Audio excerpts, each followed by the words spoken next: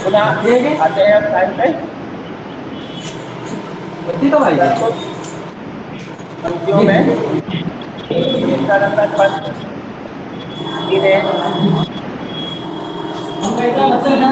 परिश्रमशीलता का वर्णन करते हुए मनुष्य को संदेश दिया है। पढ़ते हैं, चींटी को देखा, वह सरल विरल कार्य देखा, तब के कार्य से मिलजुल चलती लघुपथ पल पल मिलजुल वह पीर का भात। आवाज आ रही है बेटा? जी सर, बहुत साफ। देखो ना किस भांति काम करती वह सतत कन कन करके चुनती या विरल। मान लिया परीक्षा में व्याख्या यहाँ तक आई,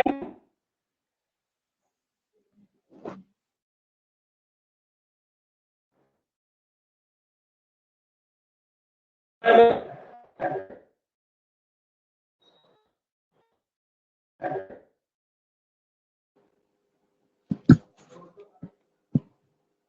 आवाज नहीं आ रही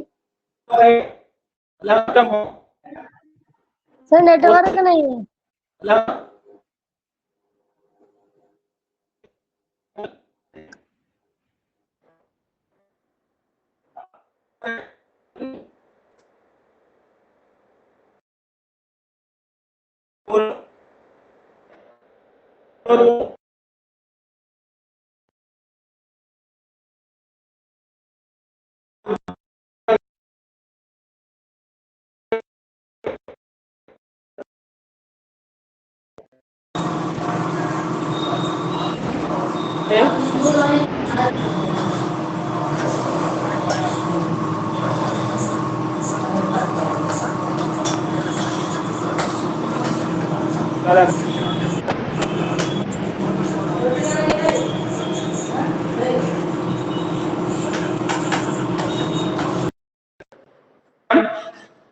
है कि जिस कविता को हम पढ़ रहे हैं इस कविता में इस विषय में बताया गया। तो प्रस्तुत कविता सुमित्रा नंदन पंत द्वारा लिखित चींटी शीर्षक से उद्धृत है। इस कविता में कवि ने मानव को संदेश दिया है कि वह जीवधारियों में सबसे छोटा प्राणी जो चींटी है वह अपने कार्य में सदैव लगा रहता है, निरंतर कार्य करता रहता है। तो मानव को भी इसे संदेश लेकर के अपने कार्य में निरंतर लगे रहना चाहिए। ये हमारा हो गया प्रसंग। प्रसंग के बाद में नंबर 4 पे आपकी आती है व्याख्या। अब हम सभी लोग इसकी व्याख्या पढ़ेंगे। सबसे पहले है चींटी को देखा, वह सरल विरल काली देखा। तब कहता है, क्या आपने कभी चींटी को ध्यान से देखा है? क्योंकि हम लोग जीव जंतु को देखते रहते हैं, लेकिन क्या हमने कभी चींटी को ध्यान से देखा है? यह ध्यान से देखा है तो क्या है, वह सरल विरल काली रेखा। वो ये अत्यंत सरल काली रेखा विरल काली रेखा के समान होती है, यानी सरल विरल। विरल का यहाँ पे भाव लिया गया है कि चींटियां जब चलती हैं तो आपस में वो मिलती नहीं है, उनके बीच में स्पेस रहता है। तो ये विरल का अर्थ है कि वह सरल विरल काली की रेखा के समान चलती हुई दिखाई देती है। और वो काली रेखा हमें कैसी लगती है, कब ने आगे बढ़ दिया है, तम के धागे से मिलजुल। तम माने होता है अंधकार, अंधकार काला होता है। तो यहाँ कब ने भाव दिया है काले धागे के समान वो हिलती जुलती हमें प्रतीत लगती है। जिस प्रकार से काला धागा समान रूप से पड़ा हो, हवा चलने पर वह हल्का हिलता जुलता प्रतीत होता है।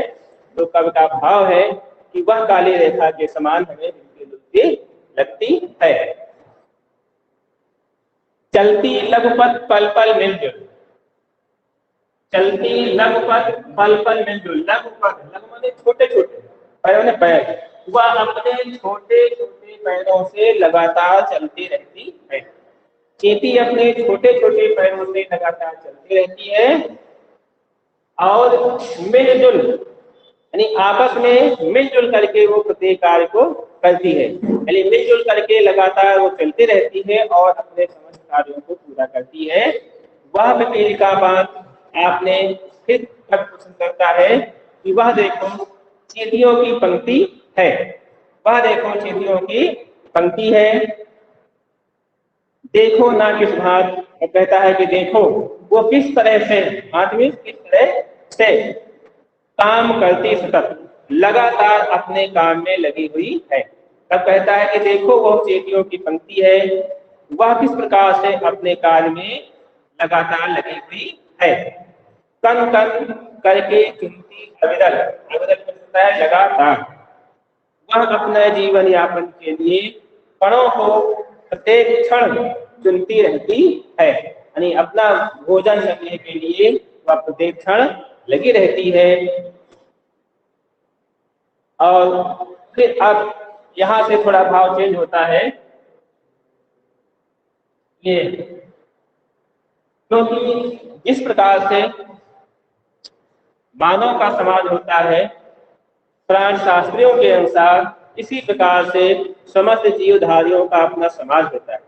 समाज में जिस प्रकार से वह बटे रहते हैं कार्य करने के लिए, उस प्रकार से चींटी भी एक सामाजिक प्राणी है प्राण शास्त्रियों के अनुसार, इनके भी अपने कार्य बटे हैं। तो आगे उसकी सामाजिकता का वर्णन कर रहा है और वो कहता है गाय चराती दूध खिलाती। तब कहता है कि अपने चींटी एक सामाजिक प्राणी है, वो अपने जानवरों को चराती है, था गायों को चराती है, उन्हें दूध खिलाती है, बच्चों की निगरानी करती और अपने घर के बच्चों की देखभाल भी करती है। लड़ती अज से तनिक न डरती, अज माने शत्रु, अज माने होगा शत्रु, यानी वो अपने शत्रुओं से बिना डर के लड़ती रहती है। लड़ती अज से तनिक न डरती, तब कहता है वह अपने शत्रुओं से लगातार लड़ती है बिना डर के, दल दल के सेना संभालती। इतना ही नहीं, उसके अपने समाज की रक्षा के लिए दल होते हैं, सेना के दल होते हैं, और वो अपने सेना की देखभाल भी करती है। जो सेना उसकी है दलों में विभाजित है, प्रत्येक दल का अपना मुखिया होता है और वो दल अपने दल की देखभाल भी करता है। दल दल के सेना संभालती, यानी अपने दलों के सेना को जो सजाती संभालती है, काम की देख रेख भी करती है। घर आंगन जनपद गुहाती, और अपने घर और आंगन और राजपथ अर्थात साफ सफाई का काम भी अच्छी तरह से करती है। अपने घर, अपने समाज और देश की जो सफाई है वो अच्छी प्रकार से भी चींटियां करती है। चींटी है प्राणी सामाजिक, वह श्रमजीवी वह स्नानी। यह पंक्ति विशेष तौर से करती है कि बताया चींटी है प्राणी सामाजिक। चींटी एक सामाजिक प्राणी है, अर्थात वो समाज में रह करके अपने कार्यों की पूर्ति करती है और समाज में ऐसे नहीं रहती है, समाज में मिलजुल करके कार्य करती है। इसलिए चींटी श्रमजीवी, यानी श्रम के द्वारा अपने जीविका का निर्वहन करती है, अर्थात वो श्रम करती है, कठिन परिश्रम करती है और अपना जीवन यापन करती है। इसलिए वह सुनागरिक श्रेष्ठ नागरिक है। तो कवि का भाव यहाँ पे है कि इसी प्रकार से मानव को ये संदेश लेना चाहिए, इस प्रकार से चींटी अपने कार्य में लगातार लगी रहती है, आपस में मिलजुल के रहती है, अपने जीविका को कमाती है। उसी प्रकार से इस मनुष्य को भी समाज में मिलजुल करके आपस में रहना चाहिए और अपनी मेहनत करके अपने परिवार और समाज और देश का भरण पोषण करना चाहिए। फिर यहाँ पे तब कहता है देखो चींटी को उसके जी को। यहाँ पे स्वाभाविकता होती है, कब का व्यंग्य भी हो सकता है कि कब कहता है चींटी को देखो, कितना छोटा उसका शरीर है, जो जीव कितना उसके अंदर जो जीवन है कितना छोटा होगा। आप मनुष्य अपना शरीर देखो और फिर अपने को देखो, चींटी तो पूरे बालों से कतरा, छोटे छोटे बालों की जो कतरन होता है उसके समान वो लगती है, किसी से उसका छोटापन नहीं छुपा हुआ।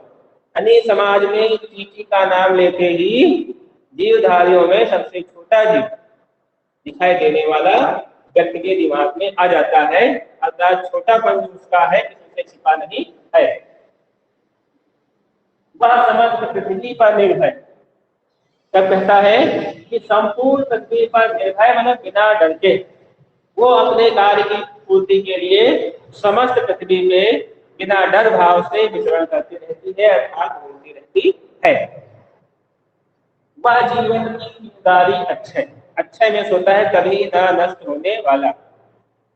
वो उसका जो जीवन है वो अपने जीवन की अच्छे चिंगारी है, अर्थात अपने जीवन में जो भी उसका जीवन है उस जीवन में वो अधिक श्रेष्ठ कार्य करने के लिए लगातार लगी रहती है, अर्थात उसका जीवन के द्वारा ही, उसके कार्य के द्वारा ही समाज में वो जानी जाती है। इसीलिए तब कहता है कि बेटी को देखो और उससे अपने जीवन में सीख लो, क्योंकि आप लोगों ने कभी न कभी चींटी को दीवार पे चढ़ते या कहीं न चढ़ते आपने देखा होगा। एक छोटा सा कण चुनती है, उसको दीवार पे कई बार लेकर चढ़ती है, गिरती है, फिर चढ़ती है, फिर गिरती है, अर्थात वो ये नहीं मानती है कि एक बार चढ़े असफल हो गए तो इस कार्य को छोड़ दें या अपना रास्ता बदल लें, ऐसा वो कभी नहीं करती है, अंत में वो सफल अवश्य होती है। तो कवि का भाव है उससे ये सीख लेकर के हमें जिस कार्य को हमने चुना है उस कार्य को पूरा करने के लिए प्रयत्न करना चाहिए, लगातार लगे रहना चाहिए, ये असफल हो जाए, क्योंकि कहा गया है असफलता ही सफलता की कुंजी है। इस तब आगे कहता है विचरण करती श्रम में तन्मय, ठीक, संपूर्ण मन के साथ वो इस पृथ्वी पे घूमती रहती है, अर्थात विचरण करती है, घूमती रहती है, अर्थात उसका घूमने का मतलब ये नहीं है कि वो केवल घूमती है, श्रम करती है, अर्थात अपने कार्य के लिए घूमती है, अपने कार्य में लगे रहती है। वह भी क्या देही है दिल से, तब कहता है आपने उसका शरीर देखा है, तिल के समान उसका शरीर है, प्राणों की झिलमिल सी, कब उसके प्राण चले जाए इसका कुछ अता पता नहीं है, अर्थात जो चींटी है वो बिना निर्भय पूर्वक समस्त पृथ्वी के विचरण करती रहती है, उसके प्राण कब चले जाए ये पता नहीं है।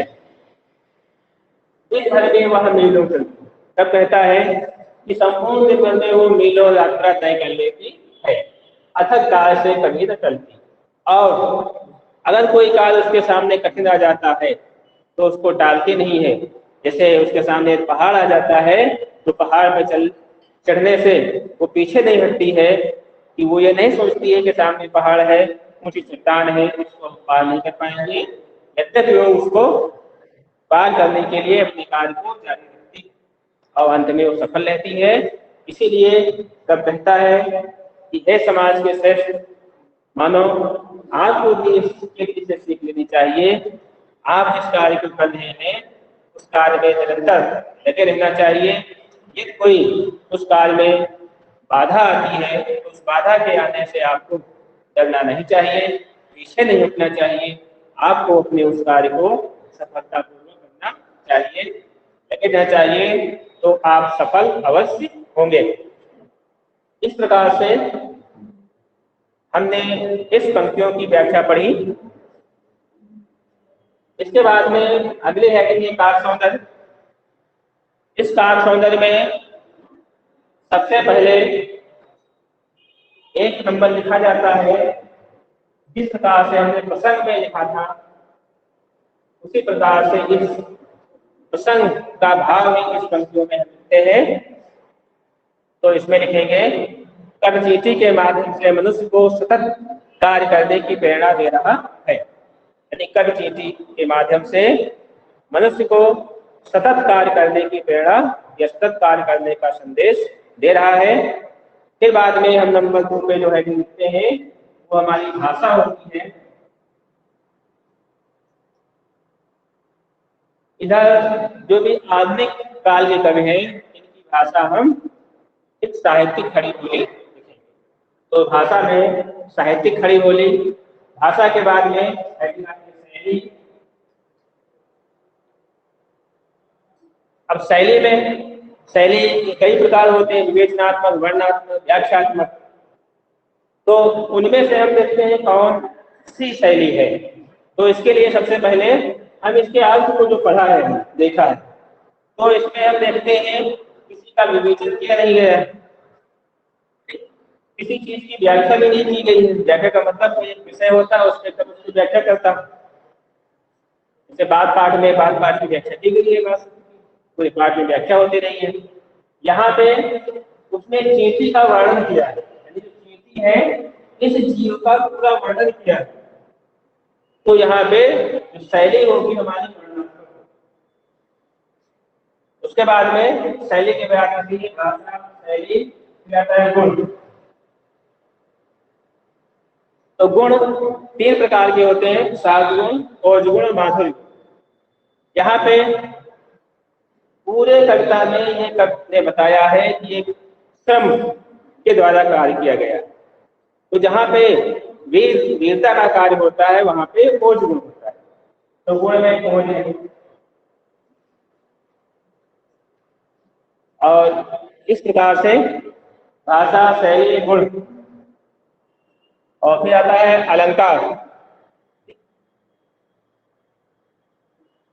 तो अलंकार में यहाँ पे पंक्ति में आई है, संपूर्ण पहले कहेंगे संपूर्ण पंक्तियों में अनुप्रास अलंकार है, क्योंकि काव्य की पंक्तियां जहां होती है वहां लगातार अनुप्रास अलंकार होता ही है। तो अनुप्रास अलंकार। उसके बाद में यहाँ उपमा दी गई है, तम के धागे से जो दिलकर, यानी धागे से उसकी तुलना की गई। तो जहां पे तुलना की जाती है वहां पे उपमा अलंकार होती है। यहाँ पे नंबर 2 में हम उपमा अलंकार लिखेंगे। और इस प्रकार से ये 4-5 शब्द होते हैं। नंबर भाषा, शैली, गुण, अलंकार।